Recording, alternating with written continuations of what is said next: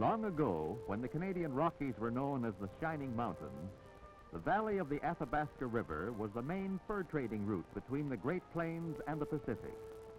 Nature had made this the natural highway into the heart of the mountains.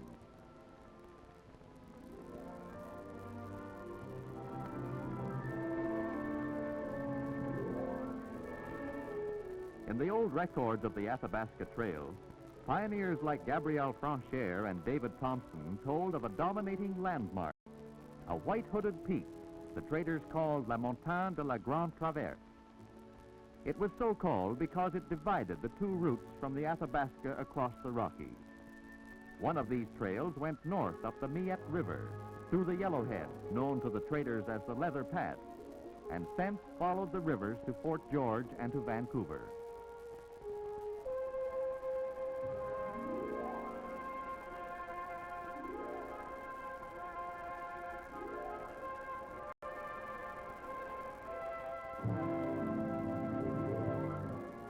In the early part of this century, the Dominion set aside a great region of this mountain country as a park, largest of all the national parks in Canada. And today the park is crossed by the Canadian National Railways, for the surveyors followed the old fur trail when the line was built.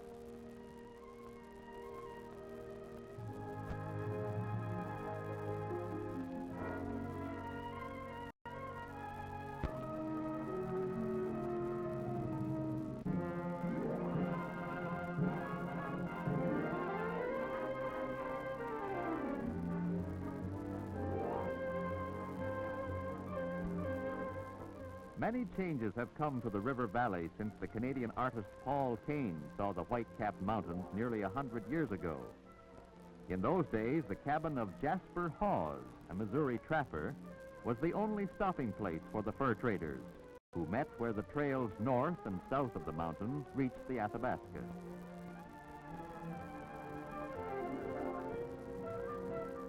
But with the railway came settlement, and now the old cabin is gone. The meeting place of the fur brigades has become the meeting place of transcontinental trains, the village of Jasper, goal of visitors from all over the world.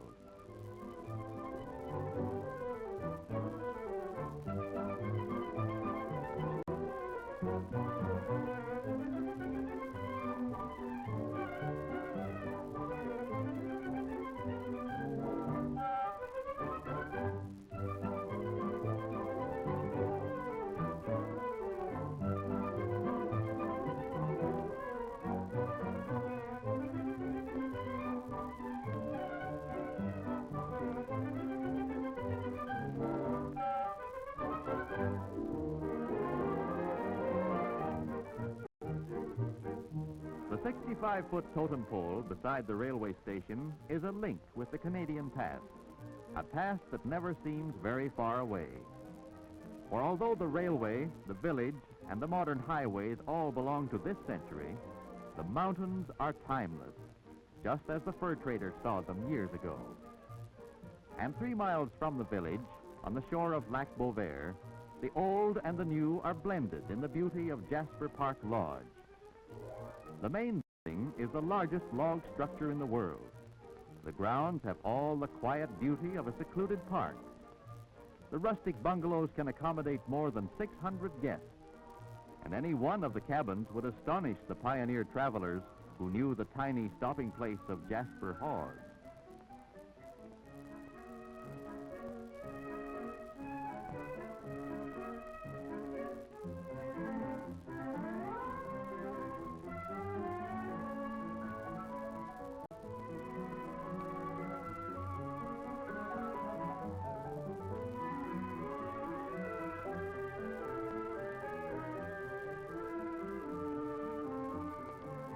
All summer long, the lodge is the social center of the park, where you can rest and relax in your own way, where you can have fun with the crowd, or loaf in the sun and forget the world you left behind.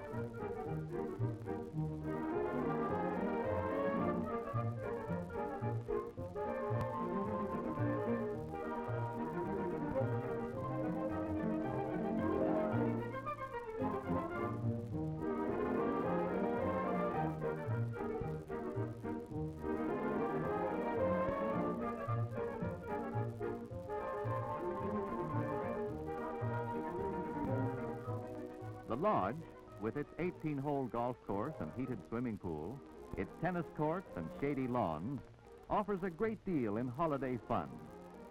The vast area of the park outside the lodge grounds offers even more. If you bring your camera, and pretty nearly everyone does, you'll find subjects everywhere, most of them perhaps more interesting than Aunt Minnie on the front porch back home. The cameras that click busily in Jasper Park every year, watch this, hold it please, good. The cameras that click in the park range all the way from the snapshot variety to the mammoth equipment of the Technicolor crews, who come from far away to capture the color and loveliness of the shining mountains.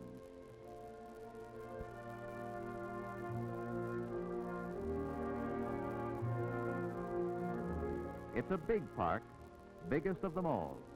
4,200 square miles of mountain country set aside as a natural holiday land for the people of Canada and their guests.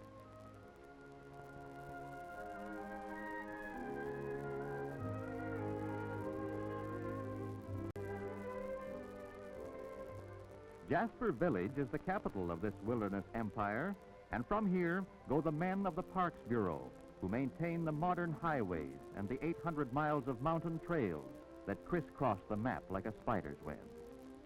Many of the peaks are still unnamed, and some remote regions to the north have been little explored. But you can travel by road or trail from Jasper Village and Jasper Park Lodge to nearly every corner of the huge playground.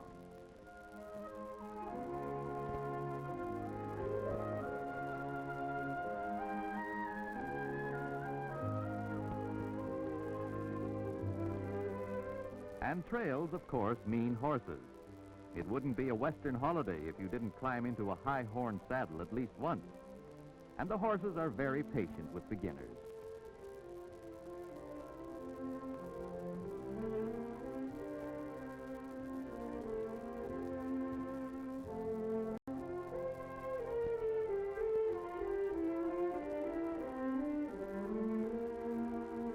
There are miles of sawdust trails around the lodge, so you don't have to be an expert rider to enjoy the breakfast ride that is a morning feature of lodge life.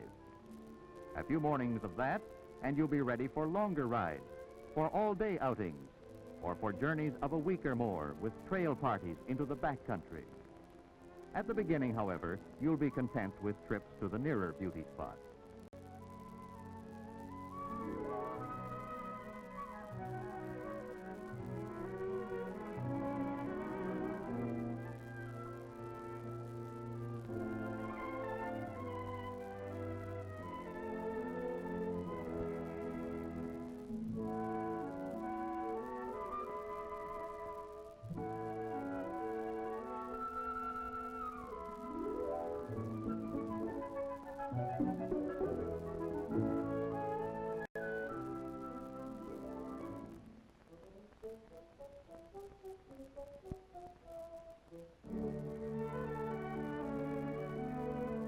The magnificence of Maline Canyon is a rugged prelude to the shimmering beauty of Maline Lake, where glaciers that were born centuries ago tower majestically above a mirror of their own creation. You can come here to fish for trout if you wish. Like most of the waters of the park, the lake is well stocked every year from the government hatchery, and every angler will agree that Maline provides the perfect setting the gentle art deserves. But if you only come to look and feast your eyes, the journey offers full reward.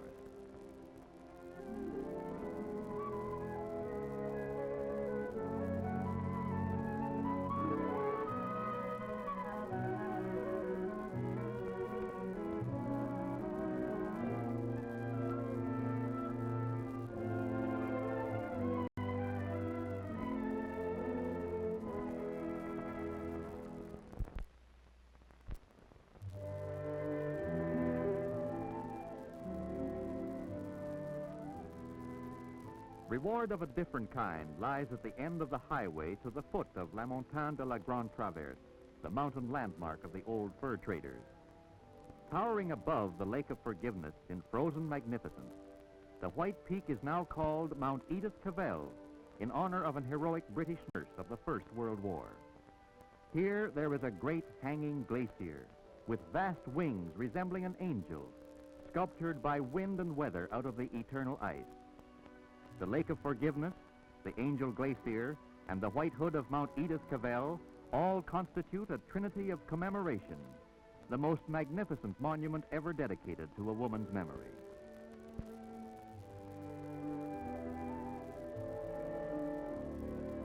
Past Mount Kirkesland and Athabasca Falls, you can drive to the very source of the Athabasca River high in the Rockies. Here is a highway where every turn in the road offers a new glimpse of wonder and beauty.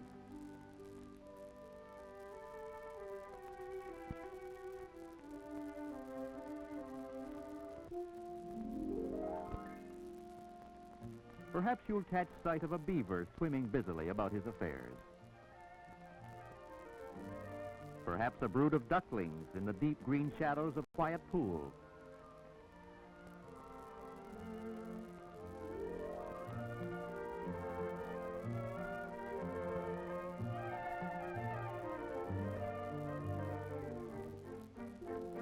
Perhaps a deer, a flock of mountain sheep, or even a friendly black bear or a moose by the roadside.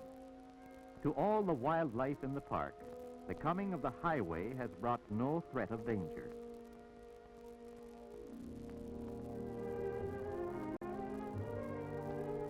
In all the heights and valleys of these friendly mountains, the creatures of the wilderness are protected and live out their lives without fear of man.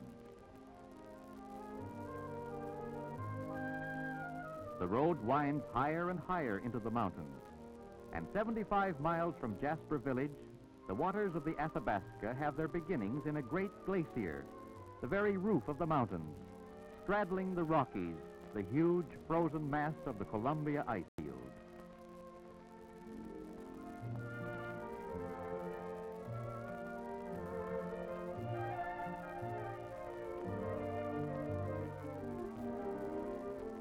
"10,000 feet above sea level, here is a strange white world where the heat of the summer sun beats down on 100 square miles of ice and snow. When you come to Jasper, you'll set aside at least one day for a visit to the ice field, for this is one of the great scenic spectacles of North America. But if you come for more than sightseeing, if skiing is your sport and you welcome a chance to enjoy January and July, you'll make the chalet at the foot of the glacier your headquarters for a week or more.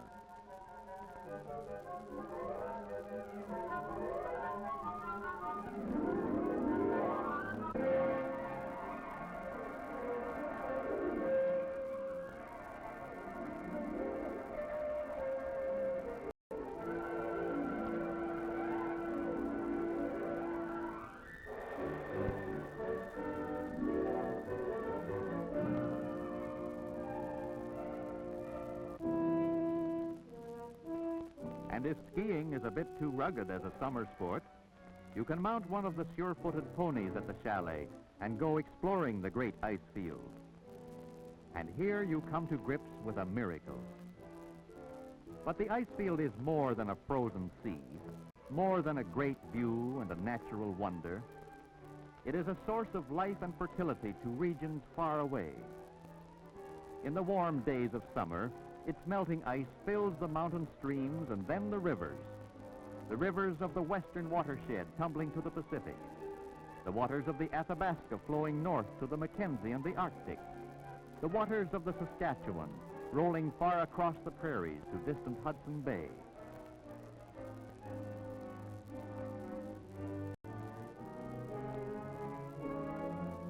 Scorning the highways and the saddle trails, the alpinists are those who tackle the mountain country the hard way.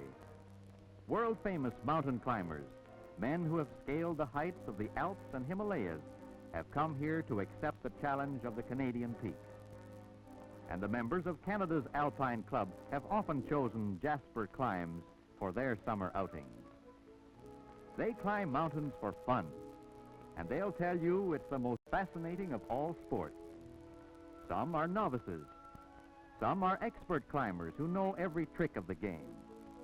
The beginner serves an apprenticeship on the shorter and easier climbs, then comes back next year for more difficult ascents. Mountain climbing calls for strength, endurance, and a love of adventure. It also calls for first-rate dependable equipment, such as nylon ropes, steel creepers, ice axes, and a knowledge of how to use them.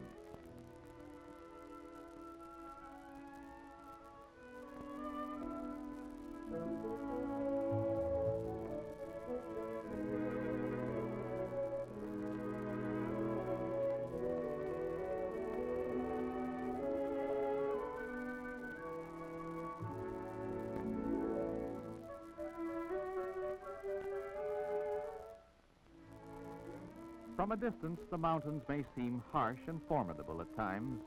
The backcountry may seem a forbidden land. But every mountain has its valley. The guides and the rangers know the trails of the big park, as well as a city man knows his own streets. On the back of a trail-broken horse, with pack ponies to carry your supplies, you can travel far from the highway into regions that have known little or no change since the days of the Indians.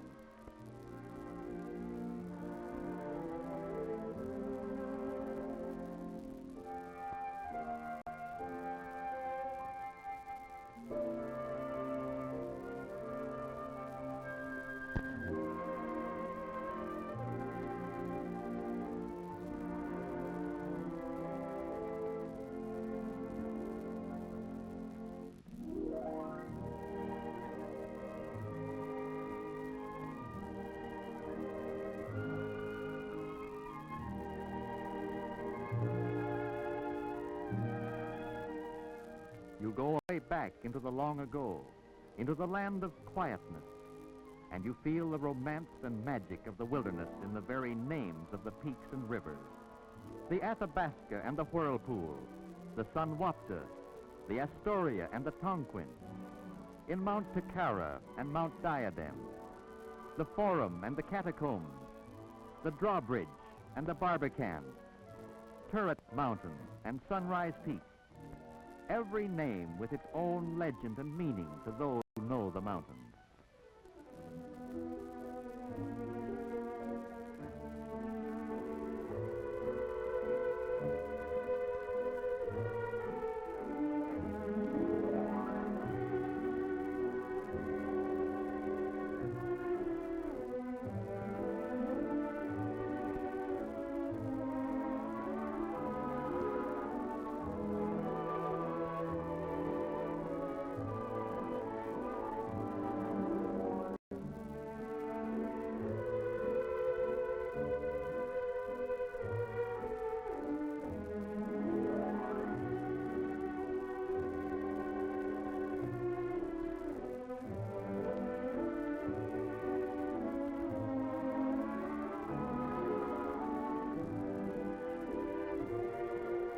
From the white glaciers to the rocky pinnacles, from the silent valleys of the backcountry to the slopes and meadows near the village, all the beauty and majesty of the mountains can be yours for the taking, from the fresh charm of a meadow flower to the deep wonder of a green valley and the white splendor of a distant peak.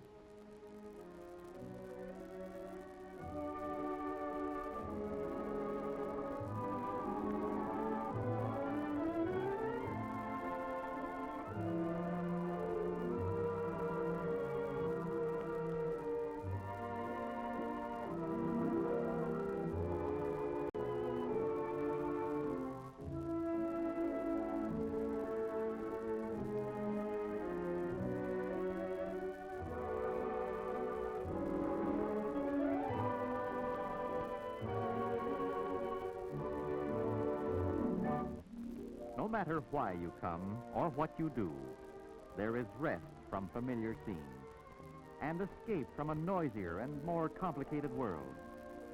Memories to take back with you and treasure for years to come. Your ticket to Jasper is a passport to a summer land of infinite mood and variety, to a land of loveliness unequaled in the world.